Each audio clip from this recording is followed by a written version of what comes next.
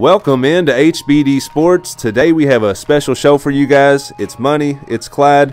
We're going to talk about fighting with my family. Clyde has a few cool honky-tonk man stories he's going to tell us. And, of course, we'll go over today's news and stories in this new ongoing and developing war between AEW and WWE. What is up, Clyde? Not a lot, buddy. Just looking forward to talking to you, as usual, about all things wrestling, professional wrestling. So you had a pretty busy day yesterday. You went out and checked out the movie. How was it? Man, it was really good. I'm a big wrestling fan, so I was excited anyway. But even if I wasn't a wrestling fan, it's a really good movie. Real human interest, and I don't know if I'm getting close to 40, man, but it almost got me all teared up a couple times. And you're crying all the time, Boog. Yeah, I know. It's getting out of control, man. We're going to do something about this. They're just getting a little bit emotional.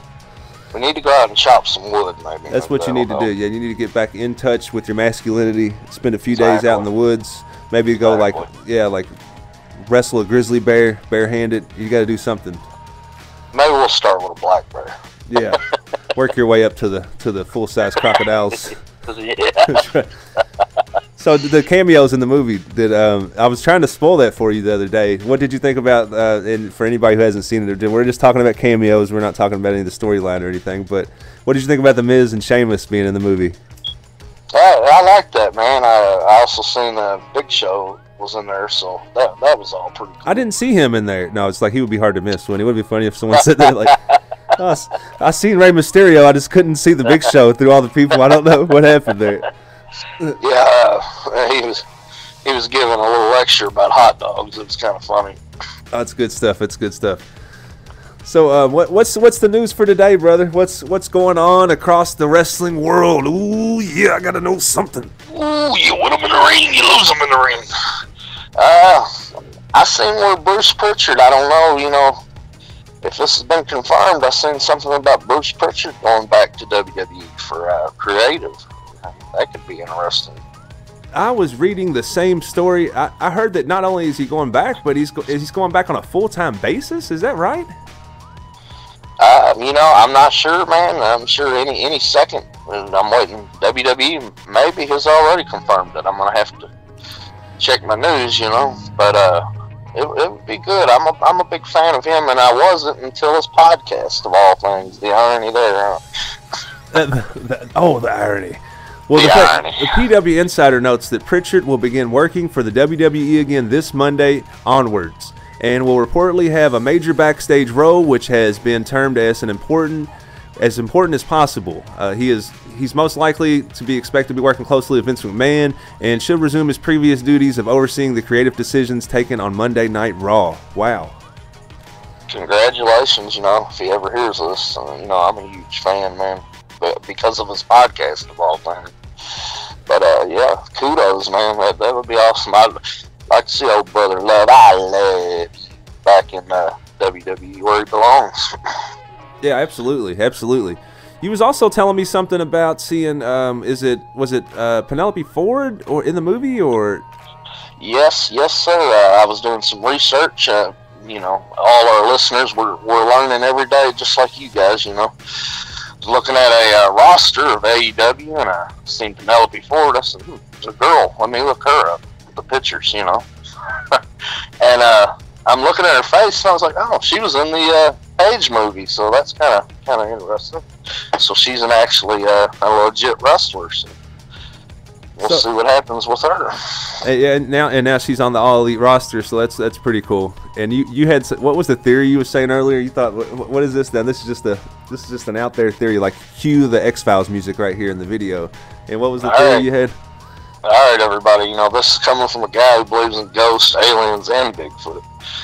That AEW and WWE could secretly be in bed somehow, working together. I mean, I'm a little paranoid. Who knows? Yeah. I don't think that's the case, but I do think that, look, right when you say that, I'm scrolling the web here, and I found this picture. It's a picture of Chris Jericho and Triple H together. Yeah, exactly. That was taken at Ric Flair's 70th birthday party, which will be celebrated on Raw tomorrow. And, really looking forward to that segment. Definitely. Got to give the Nature Boy his respect. I think it's going to be an awesome segment. I can't wait to see it. I might be busy actually during the show tomorrow night, but I'll definitely check it out either Tuesday afternoon or at some point. It's going to be pretty cool. Yeah, with Ric Flair, man, it's a famous Roddy Piper quote. You know, an honest man will tell you Ric Flair is the greatest wrestler of all time. So, you know, I'm looking forward to it as well. Do you truly think that Ric Flair is the greatest wrestler of all time? My personal opinion is no, but with all respect, if somebody comes at me and says Ric Flair's the greatest wrestler of all time, I'm not going to argue with him, because he's definitely deserves and earned it decades and decades ago to be in the conversation. Yeah, I can respect that take. That's a perfectly acceptable take. I can take that. I don't think he's the greatest wrestler of all time either, but man, I've got a lot of respect for Rick, and I absolutely love Rick as a performer. And did you hear about what else is going on here? Randy Orton tells WWE star they're an elite worker. Was he just playing? Wow. Is he playing on words there? What's he doing? that sounds like some good old fashioned dry wit from Randy Orton. Man, he's been known to have a different kind of sense of humor. So I think that's probably all that is. Yeah, oh yeah, Randy's like that. So on his Instagram, he posted a photo of himself at a shoot with the caption "Another day at the office." And in the replies, Zack Ryder responded, "They never asked me to do these shoots. Congrats, man." And Orton later replied back to Ryder, "They're lost, broski. I'm sure someone will recognize your talents one day. Always considered you to be a very elite worker."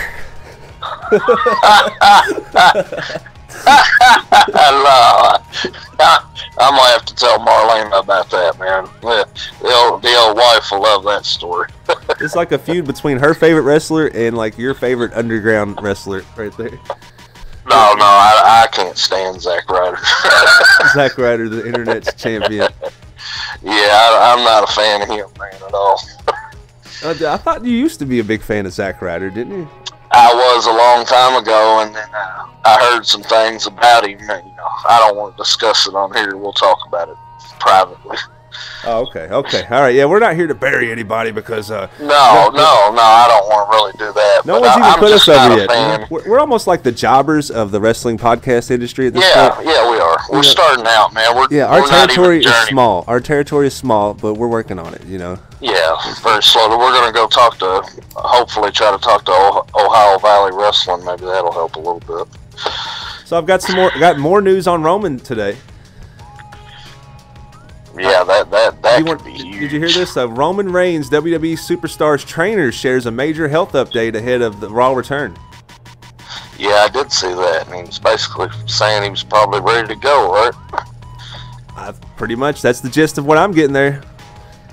Yeah, WrestleMania might turn that main event into a three-way. That's what could happen with that. Well, he's not ready to go. He's not far off. He stated that Reigns is getting better, but is not yet cured and will be out of action for another few months. Oh, okay. But everything's sounding positive and looking positive. I mean, like we talked about before, the guy just filmed a movie. I mean, yeah, that's great news, but no WrestleMania probably. Sorry about that. I did not know that part of the story. That's why I'm thinking this is all building up for like he can make some appearances, of course, before he can wrestle, which is great. But I think this is on, and I've seen today, if you just search the web today, and I've been talking about this for 2 weeks. This is just a theory I have, but I really think the Ambrose thing is an angle. I really think that Roman Reigns will be back at some time, and I think that it's a possibility that the Shield could reunite sometime around October when the TV deal starts for AEW. It all seems perfect to me, you know. Yeah, and if somebody does listen to us, they might steal our ideals. That's a good idea, man. They need to hire you for creative. I just think it would be a way, because I think right out of the gate AEW is going to have some momentum, and they would just man, it's going to be something else right out of the gate, like you said. So, you got any other news? What's going on across the Twitterverse? What's going on Facebook and Instagram? And I have seen some rumors that Taz was going in the WWE Hall of Fame, and also the Honky Tonk Man. I don't know how true any of that is. I also heard, and I think we've covered it already, but it doesn't hurt to bring it up, I also heard that the Hart Foundation, Anvil, Bret Hart, and Jimmy Hart were going in, but we'll have to wait for WWE to confirm it, man. But those are a couple interesting rumors I've seen. All three are much deserved. I mean, I think that the final two you mentioned are more deserved than Taz. I'm not a Taz hater, but I just, it would be hard. I just would take Hey, now, let me tell you something, brother. You don't talk about Taz. Well, like the Honky Tonk Man and the Hart Foundation should be in there over Taz, in my opinion. And say they was just taking two of them, but if they take all three, I had no problem with them taking all three. Taz has been around for so long. Wasn't he? Last I heard, he was working with Lucha Underground. Is he still doing that, or what's he up to? I'm not sure, but he does do the Taz show. I'm gonna plug him right there. Taz is my favorite ECW star of all time, man. So we'll have to agree to disagree a little bit with him, I guess. We'll just move on before I come over there and suplex you. Well, it's a good thing you didn't make it to the studio. He was supposed to be in the for our listeners out there. This guy was supposed to be in studio here today, and I bet you he's like laying somewhere with I just picture him with voluptuous women all around him. He's in a bed at a hotel. There's half-eaten food all around. It's just like that's how I do, man. That's how I do. I think we should start cutting these things late at night. Because I think you get a little more loose at night. You never know what could be said on one of these. So we might not get through one though if we start cutting them at 10 p.m. Yeah, I mean we could be thrown off the internet altogether, man. It could get really out of control. So a couple more things here. I got a couple more stories. I saw a thing here with Jim Ross, and he's bringing up a few good points. He's talking about how AEW can avoid being the next WCW, and I thought that's pretty compelling, especially right now with what's going on. In the current climate, brother. Good old JR. He's kind of just giving them some advice on things that they should and shouldn't do, and without really talking about what JR is doing. What are some things you think that AEW could do to avoid maybe some of the same pitfalls that kind of happened to WCW down the stretch there? I think the difference is, man, in WCW you had Ted Turner on and not really contributing other than the money, but not contributing the creative or story. He hires Eric Bischoff. It's kind of like, hey, you there, you're going to run the company for me, and they called him ATM Eric, with Cody Rhodes, if you will, baby. I think he comes from some good stock there, man, with the American Dream, Dusty Rhodes. He booked some great angles, and I respect the hell out of him. I'm sure you do too, Dusty Rhodes.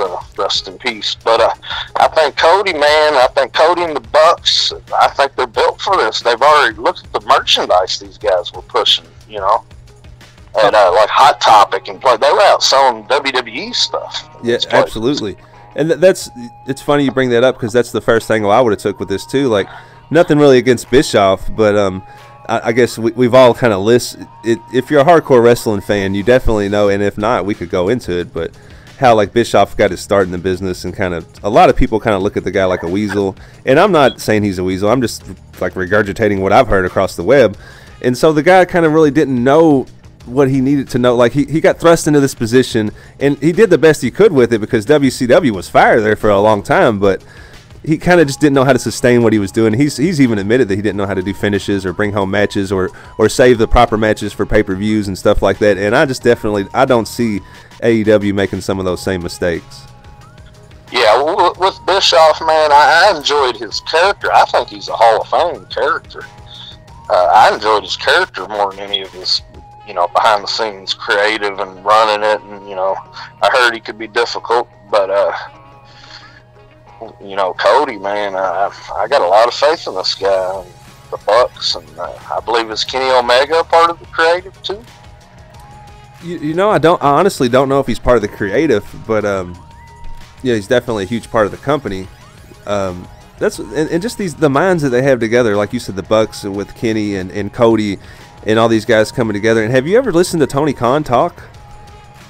No, I haven't. Oh my God, I listened to and add him to the list too. See, he grew up a huge wrestling fan. For those of you who don't know about Tony Khan, he's a young, bright guy. He's the head of statistics for the Jacksonville Jaguars and for the soccer club that they own over in England. I don't exactly know which one it is off the top of my head, but he does you ever seen Moneyball? You ever seen the movie Moneyball with Jonah Hill? Yeah. Okay, you know how you kind of started the just keeping advanced statistics on players in baseball, and just kind of taking it to another level of where you can you can see what's valuable and what's not just by looking at the numbers, and it kind of gives you another layer of data to add to it, to where you can make a more accurate decision, right? And yes. this is what Tony Khan does for both of those teams. And not only does he do that, he grew up a huge wrestling fan. He was actually a tape trader as a kid, and he would trade tapes. And so he's not just putting his foot into the something he knows nothing about, though, is what I'm trying to get at. I could go on about him all day, but Tony Khan knows wrestling. Cody Rhodes knows wrestling. The Young Bucks know wrestling. Kenny Omega is the hottest guy in wrestling. And if they just put all this together, nobody's ego gets too big, nobody gets too cocky, too arrogant. I just think they have a home run right here, man. I don't see how they could make it. And also they can learn from the mistakes that WCW made. You know, hopefully it goes good for them. Yeah. I tell you what could be an ace in the hole. This story has been confirmed. Arn Anderson has wrapped. Arn Anderson is done with WWE.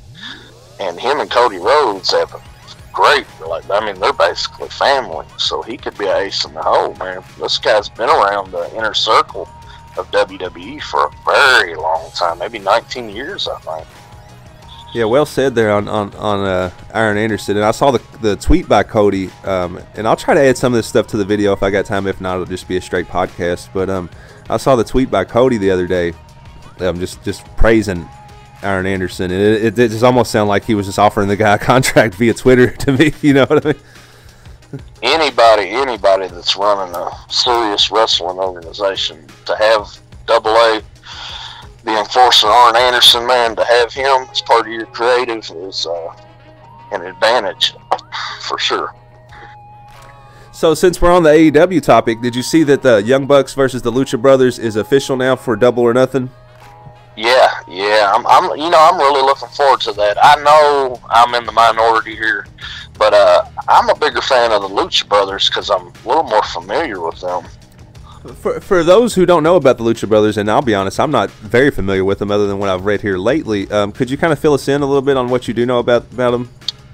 Well, I'm a big fan of a little plug here, Lucha Underground Wrestling, and I've seen Phoenix and good Lord, the other guy's name Pentagon. Yeah. And see, I'm familiar with Pentagon. I'm just not very familiar with Phoenix. I watched them a lot in Lucha Underground, man. These guys are amazing athletes. So those matches are probably going to be 5-star matches. Yeah, it's definitely going to be exciting. I mean, just anything with Pentagon. I think when didn't Jericho come out with the Pentagon mask before? Oh, yeah. I actually have a tweet saved that I'm going to share to our Facebook page, All Elite Wrestling, and that's in all capitals on all that. I'm actually going to share that today for our members to kind of take a peek at. I have that saved. I got a laugh out of that. Oh, he's awesome. Working, man. He's working. I know, just having Jericho there, I mean, it's just got to be beautiful for them. It's almost like the perfect storm came together for these guys, and that's what they was talking about when Tony Khan was on Talk is Jericho, and I love plugging Talk is Jericho because that's my personal favorite podcast. So, but when he was on there, man, it was just fantastic to kind of hear just what's going on and how all this kind of came together at the right time for these guys. And now they're going to be able to put on these phenomenal matches, and it's just going to be a beautiful thing. And it kind of got me to thinking, and I'm switching articles here right now because it got me thinking. I'm sorry here, hold on. Alright, my computer is not working with me. Alright, do you want to just go ahead and go into these Honky Tonk Man stories? Because I had another article I had pulled up where I was going to go into another little spiel, which you guys probably don't want to hear anyways. Alright, do you want to go? No, man, go ahead. Well, it seemed to escape me here now. So. Oh, okay. All right, so we have a couple stories, though, that we was wanting to get into today anyway about some of your experiences with wrestlers. And since I can't find what I was looking for, we'll just hop right into those. What you had over the years, you've had the chance to meet a few wrestlers, or you've met a lot more probably than the average person, because for those of you who don't know, Clyde here is a huge wrestling fan, not just your average wrestling fan. I mean, he's got more memorabilia, met more wrestlers than anybody that I know personally, and his knowledge and expertise on the sport is vast and far superior to any other fan that I know. And so he's had the chance to meet a lot of wrestlers over the years. And why don't you go ahead and hop on in and start telling us about a little bit of that? Well, we'll start with the best one, the Honky Tonk Man. I had the privilege of meeting Mr. Wayne Ferris, a.k.a. the Honky Tonk Man, or maybe it's Honky Tonk Man, a.k.a. Wayne Ferris, huh? I met him over at the prestigious flea market here in Louisville, Kentucky. And, you know, like you said, being the huge wrestling fan that I am, man, you know, I got to get to the flea market an hour before everybody. So I get in there, nobody's in line. So I get to talk to this guy for at least a good hour. You know, walk up to him and I say, "Hey, Honky Tonk Man, I really hated you when I was a kid." You know, he starts belly laughing. You could tell it was a real laugh. And he said, "Well, it means I was doing my job, brother." And I was like, "Well, you know, who's your favorite opponent?" And he said, "Well, financially, it was Hulk Hogan, but I can't stand the Hulk." I was like, "Okay." He said, "We call him the $10,000 a week leg drop, or $10,000 a night leg drop." So he's getting $10,000 for 30 nights in a row. He said, so, you know, he said he bought his houses and his cars and all that basically off his feud with the Honky Tonk Man, or my bad, Hulk Hogan. And then asked him, "Well, who was your favorite opponent to wrestle?" And Macho Man. He said Macho Man was the ultimate professional, and I believe that. I know you're a huge Macho Man mark like myself. Oh, I love Mach. And the thing about Macho Man, his charisma was just so powerful. You know, it was just kind of hard not to love the guy. And I just love the energy he brought to the ring. And I could see how he could really enjoy wrestling him. I mean, the Macho Man and Steamboat match is one of my personal favorite matches of all time, and you know that. So I know it's one of your personal favorites too. Yeah, I feel the same way. We need to do an entire podcast on Macho Man for sure, man. So what did he have to say about your? Did Honky Tonk Man have anything to say? This is what I want to know right here. This is what the people want to know too. Let's just cut through all the minutia and just get straight down to it, brother. All right, what did Honky Tonk Man have anything to say about Bret Hart? Oh man, he said, "Well, who's your favorite wrestler?" I said, "Well, it's Bret Hart." He said, Bret Hart, thinking he pretty and everybody, think he's gonna fuck all the rats." I mean, it was out of control, man. So he's basically like when you meet Honky Tonk Man, he just starts shooting on people instantly. Like all you gotta do is just pull your phone out, right? I mean, the guy's just a walking shoot interview, right? Is that pretty much what you're saying? Oh man, yeah, he's something else. And you know, we'll plug him too. You can look him up on YouTube, man. It's some of the more hilarious stuff. Yeah, he's not afraid to say what he really thinks. And Honky Tonk Man too, he's perfect. Like if you're on a road trip or something and you've got Bluetooth in your car, you pull up a Honky Tonk Man.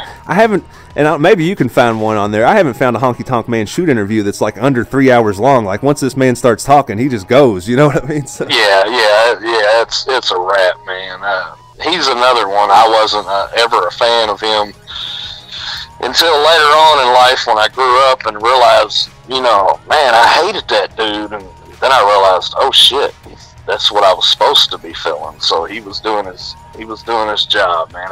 When I was a kid, I got so mad when the Hart Foundation held Macho Man down and Honky blasted him with the guitar. I got so mad I woke up my parents. My dad about choked me to death on that. But anyways. Yeah, I'm surprised you didn't just come at Honky Tonk Man when you met him. At least you gave him a chance to talk, and now you guys have kind of like, you know, you've kind of made amends and you are friends now, and that's good. Yeah, I'd still like to challenge him to a match maybe in the future. Yeah, well, I bet, dude, I bet you he could still swing a mean guitar. Oh yeah, I guarantee you that, man. Yeah, that's actually, you know what? Once we get big enough, dude, let's make this vow now. Here, we're gonna do this right here on the air, so we can't like back out of it. We will pay Honky Tonk Man to give you a guitar shot.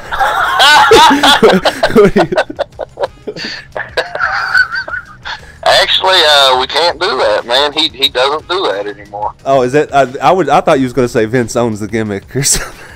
No, he did a guitar shot and broke his. I think he broke one of his fingers, man. Pretty hardcore stuff. Okay, well, I'm going to confirm that just to make sure that you're not trying to get out of it. Because if it's not going to be Honky Tonk Man, we're just going to have to move. I can get a hold. We can walk with Elias. Oh man, boy, that boy looks like he killed somebody.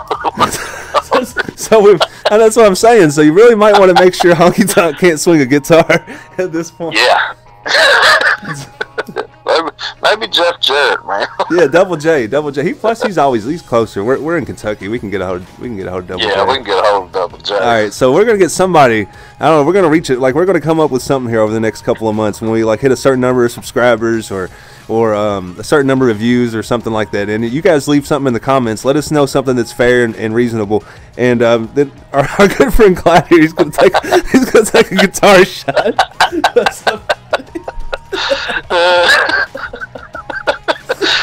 I'll tell you about that Clyde. I'm gonna bust his head like a melon. So right now I'm tweeting at Honky Tonk Man. I'm asking you what's going on. Come on, Wayne, work with us, brother. No, but leave us some comments. Let us know, guys, what you think that we should do here when we hit, like, I don't know, 1,000 subscribers, something like that, and we'll do some. We'll definitely do something fun. Maybe a million. We'll do it after a million. When we hit 100 subscribers, we're going to. Okay, so we appreciate all you guys joining us. Thank you for the stories there, Clyde. He's got more too, guys, so we can we'll pepper a few of those in over the podcast here. And but for today, I think we'll go ahead and put a bow on this, and we'll let Clyde finish up with a few closing thoughts. Yeah, everybody out there that's listening, I hope you guys enjoyed it. If you did, let us know. If you didn't, drop that elbow on us. Give us that five count splash from the top ropes, and check us out. We're going to share this on Hitman Hart, Bliss Army, Becky Lynch Mob, the Kofi Kingston Club, All Elite Wrestling. That's in all of it's in capitals, and WWF LJ Maniacs. You'll be able to, if you're on Facebook, you can jump on there and check us out and share it. And we're gonna do a prize. We got to figure that out in the future, and that's about all I got right now, money. All right, well said, brother. It's been another great episode. I've had fun here talking with you today. I always have a good time. We could just do this. I mean, this is basically just us recording our everyday conversations anyway. So we could do this. We could do this anytime, really. But yeah, it's been fun. We really truly appreciate you guys listening, all the listeners, and we've noticed we've gotten some new subscribers lately. We truly appreciate you guys. Leave us some comments. Let us know what you like. Let us know what you don't like. If you like us, put us over. If not, we'll do a job for you on your show. Just let us know what you want us to do, and we'll talk to all you guys soon. It's been great, guys. Talk to y'all later.